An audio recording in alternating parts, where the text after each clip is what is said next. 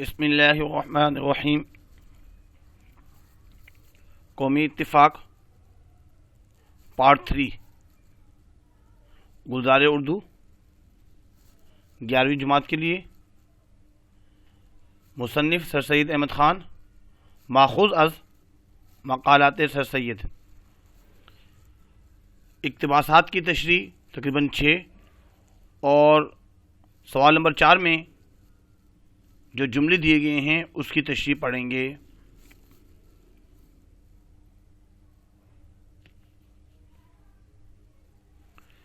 سب سے پہلے تھوڑا سا تعارف مصنف۔ سید احمد نام ہے، والد صاحب کا نام متقی خان، 17 اکتوبر 1817 میں پیدا ہوئے اور 27 مارچ 1898 میں ان کا انتقال ہوا، اور سر سید احمد خان کے نام سے معروف ہیں، مشہور ہیں۔ جدید اردو نثر کے بانی بھی ہیں، نثر نگار ہیں اور مصلح قوم ہیں۔ آپ کو 2 قومی نظریے کا خالق تصور کیا جاتا ہے، پائنیئر آف 2 نیشن تھیوری، جو کہ آگے چل کر تحریک پاکستان کی بنیاد بنی۔ آپ تحریک علی گڑھ کے بانی ہیں۔ آپ نے قوم کی اصلاح کے لیے تہذیب الاخلاق رسالہ جاری کیا۔ سیاق و سباق۔ قومی اتفاق مصنف کا ایک اصلاحی مضمون ہے، جس میں وہ مسلمانوں کو بحیثیت قوم اتفاق اور اتحاد کی دعوت دے رہے ہیں کہ اس زمانے میں ہمارے قومی تنزل کا سب سے بڑا سبب یہ ہے کہ ہم قومی اتفاق بھول گئے ہیں۔ کسی کو بجز ذاتی منفعت کے، ذاتی فائدے کے، ذاتی نفع کے قومی بھلائی اور قومی مفاد کا خیال بھی نہیں آتا کہ ہم کوئی قوم کے فائدے کے لیے، قوم کے مفاد کے لیے کوئی کام کریں۔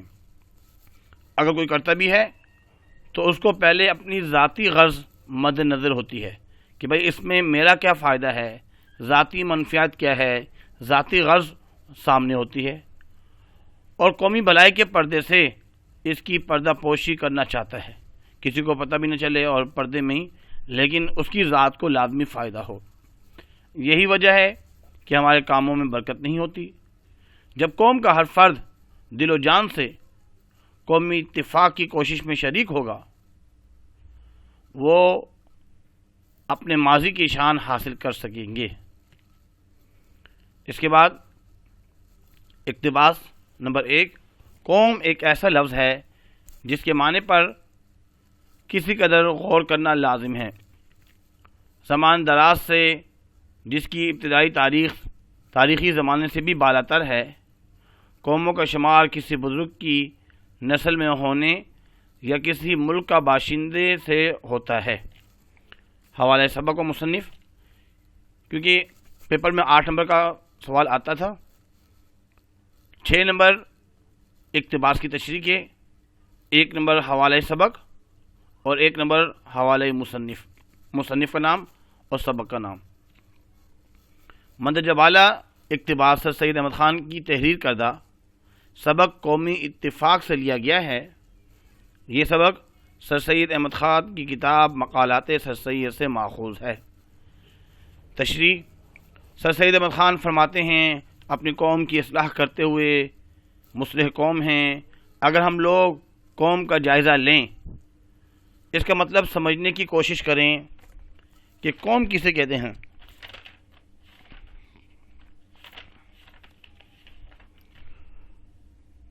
جس کے معنوں پر اگر غور کیا جائے، کوشش کریں، تو معلوم ہوگا اس لفظ کی تاریخ انتہائی قدیم ہے، اور پرانے زمانے میں قوم اس گروہ کو کہا جاتا تھا جس کے تمام لوگ کسی بزرگ کی نسل سے تعلق رکھتے تھے یا کسی ایک خطۂ زمین کے باشندے ہوا کرتے تھے۔ لیکن نبی کریم صلی اللہ علیہ وسلم کی آمد کے بعد اس لفظ قوم کے معنی بدل گئے۔ اب یہ کسی بزرگ کی نسل کے لیے نہیں، کسی خطے زمین کے باشندے کے لیے نہیں، بلکہ آپ صلی اللہ علیہ وسلم نے اس تفرقے کو جو صرف دنیاوی اعتبار سے تھا مٹا دیا، ختم کر دیا، اور ایک روحانی رشتہ قوم قائم کیا جو حبل متین لا الہ الا اللہ محمد رسول اللہ سے مضبوط تھا۔ تمام قومی سلسلے، تمام قومی رشتے سب کے سب اس روحانی رشتے کے ساتھ نیست نابود ہو گئے، اور ایک نیا روحانی بلکہ خدائی قومی رشتہ قائم ہو گیا۔ آپ صلی اللہ علیہ وسلم کی ذات مبارکہ نے فرقوں میں تقسیم اس دنیا کو ایک ایسے رشتے میں باندھ دیا جو ایک نہایت مضبوط رسے کی مانند تھا۔ اقتباس نمبر 2، اسلام کسی سے نہیں پوچھتا کہ وہ ترک ہے یا تاجک، وہ افریقہ کا رہنے والا ہے یا عرب کا، تاجکستان کا ہے، ترکی ہے، چین کا باشندہ ہے یا ماچین کا، پنجاب میں پیدا ہوا ہے یا ہندوستان میں، وہ کالے رنگ کا ہے یا گورے رنگ کا، بلکہ کسی نے العروۃ الوثقی توحید کو کہا جاتا ہے، توحید کی مضبوط رسی کلمہ توحید کو مستحکم کیا، وہ ایک قوم بن گیا، وہ ایک قوم ہو گیا۔ اس میں حوالے سبق اور حوالے مصنف میں مندرجہ بالا اقتباس سر سید احمد خان کی تحریر کردہ سبق قومی اتفاق سے لیا گیا ہے۔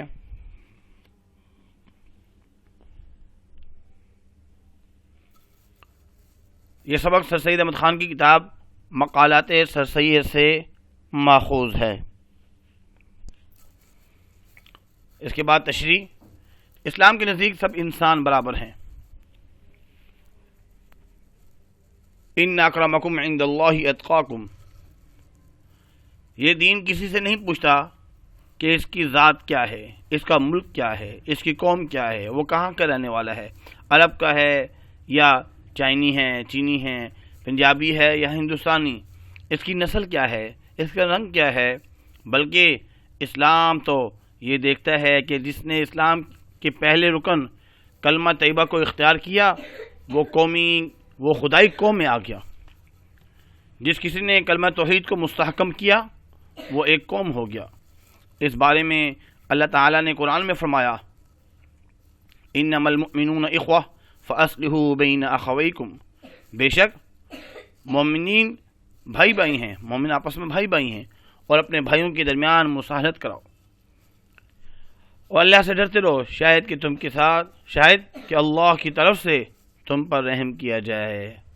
اس کے بعد اقتباس نمبر 3، مجھے اس بات کے دیکھنے سے نہایت افسوس ہے، ہم سب آپس میں بھائی تو ہیں مگر مثل برادران یوسف کے ہیں، آپس میں دوستی اور محبت، یکدلی اور یکجہتی بہت کم ہے، حسد، بغض و عداوت کا ہر جگہ اثر پایا جاتا ہے، جس کا نتیجہ آپس کی نا اتفاقی ہے۔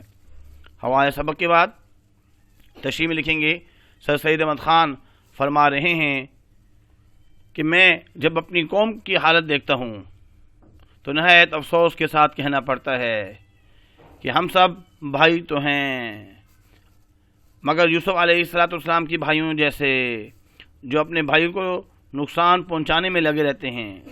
ظاہر میں تو ہم بھی بھائی چارہ دکھائی دیتا ہے، ہمارے اندر بھی بھائی چارہ دکھائی دیتا ہے، مگر اندر ہی اندر ہم سب ایک دوسرے کی کاٹ میں لگے رہتے ہیں۔ حقیقی محبت، دوستی اور اتحاد ہم سب میں ناپید ہے، ختم ہو چکی ہے۔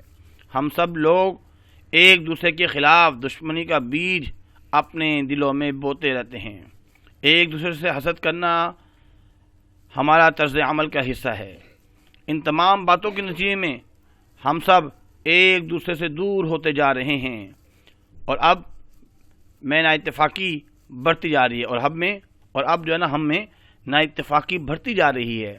شیطان نے خدا سے وعدہ کیا کہ میں ضرور ان کو تیری صراط مستقیم سے ہٹا کر رہوں گا۔ وہ بظاہر ایک مقدس اور نورانی حیلے سے ان روحانی بھائیوں میں نفاق ڈالنے میں کامیاب ہو جاتا ہے۔ جس نے لا الہ الا اللہ کہا وہ مسلمان ہو گیا۔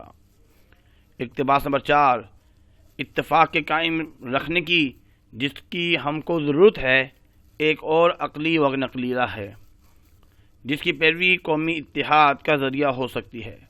انسان جب اپنی ہستی پر نظر ڈالے گا تو اپنے میں دو حصے پائے گا، ایک حصہ خدا کا اور ایک حصہ اپنے ابنائے جنس کا۔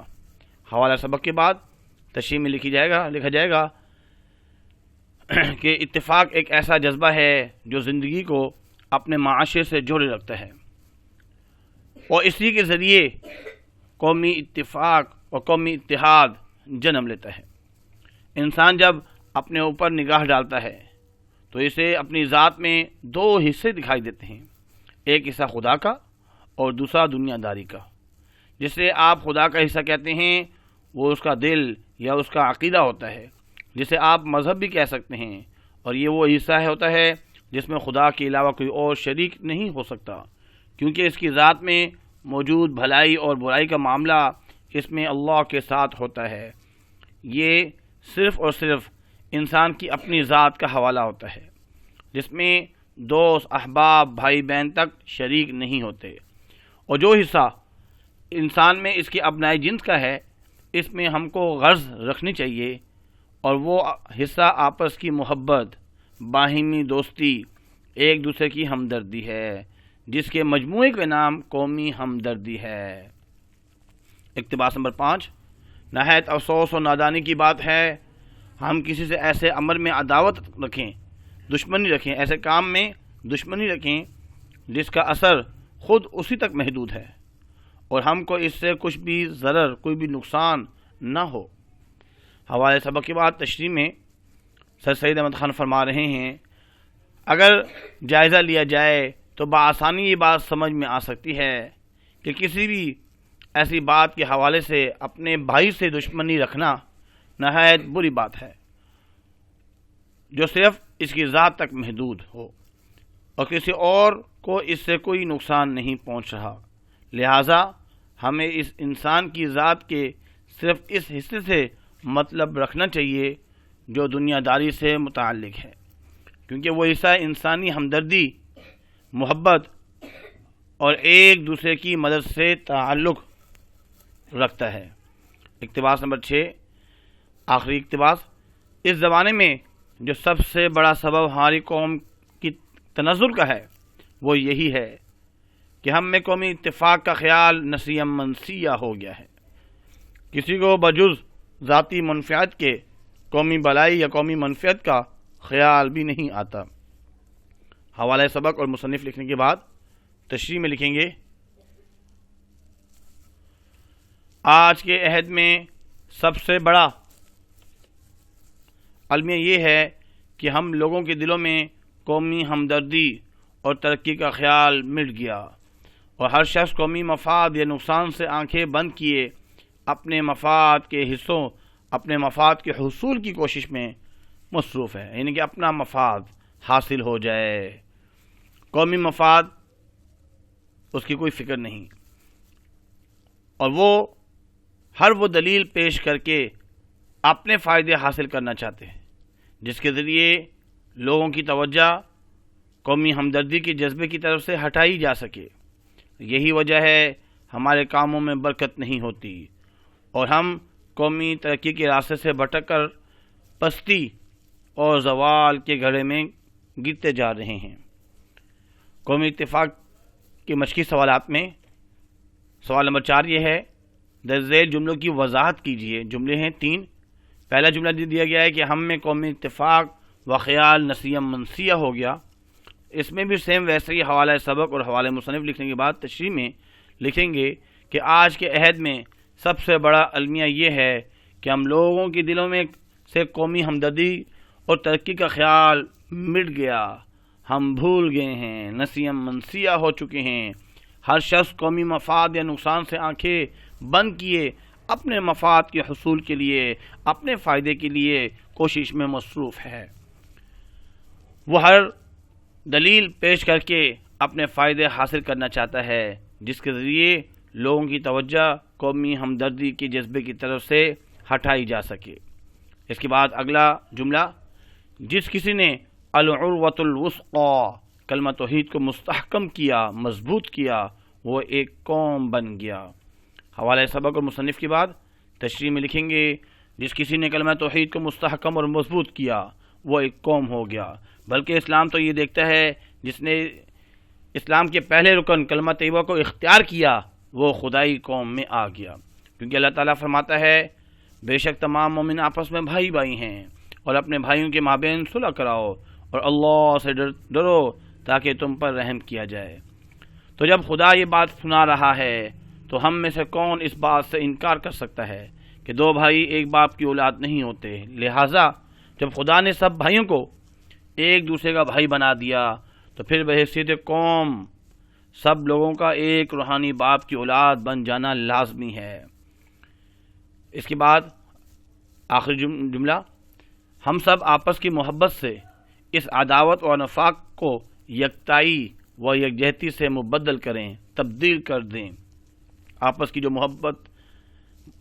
محبت سے وہ جو ہمارے اندر عداوت ہے، دشمنی ہے، نفاق ہے، اس کو ہم نے تبدیل کرنا ہے۔ کس سے؟ یکتائی اور یکجہتی سے۔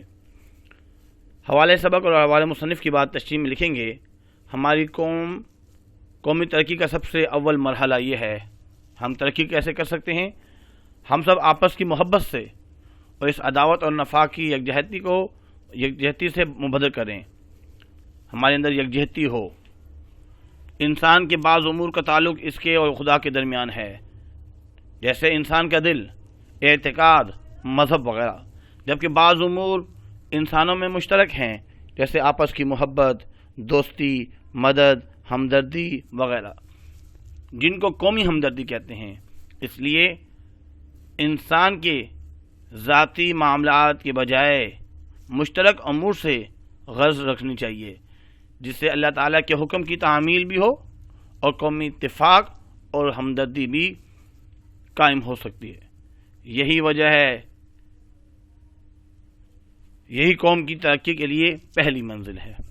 امید کرتے ہیں کہ آج کا لیکچر آپ کو سمجھ میں آیا ہوگا، بہت ہی امپورٹنٹ ہے، کیونکہ سر سید احمد خان کا سبق جیسے پچھلی مرتبہ رسم و رواج کی پابندی کے نقصانات، اس میں سے اقتباسات آیا کرتے تھے، اور امید کی جا سکتی ہے کہ قومی اتفاق کے اقتباس بھی بورڈ کے پیپر میں آئیں۔ اس لیے کوشش کریں کہ پورا سبق ایک دفعہ پڑھیں، بہت ہی آسان ہے، کوئی مشکل نہیں ہے۔ آخری عرض یہ ہے کہ جنہوں نے میرے چینل سبسکرائب کر لی ہے بہت خوشی، اور جنہوں نے ابھی تک نہیں کیا برائے مہربانی وہ بھی سبسکرائب کر لیجئے۔ وقتاً فوقتاً ہماری ویڈیو کو دیکھتے رہیں۔ اردو اور اسلامیات دونوں کی ویڈیو الحمدللہ ڈسکرپشن میں اس کے لنکس بھی موجود ہیں، اور اکثر جو ہے وہ اس کی ویڈیو بن چکی ہیں، ایسا ایسا مزید بھی بنتی رہیں گی۔ آپ سے اجازت چاہیں گے، اپنا خیال رکھیے گا، اللہ حافظ۔ وما علینا الا البلاغ المبین، جزاکم اللہ خیر، فاحسن الجزا۔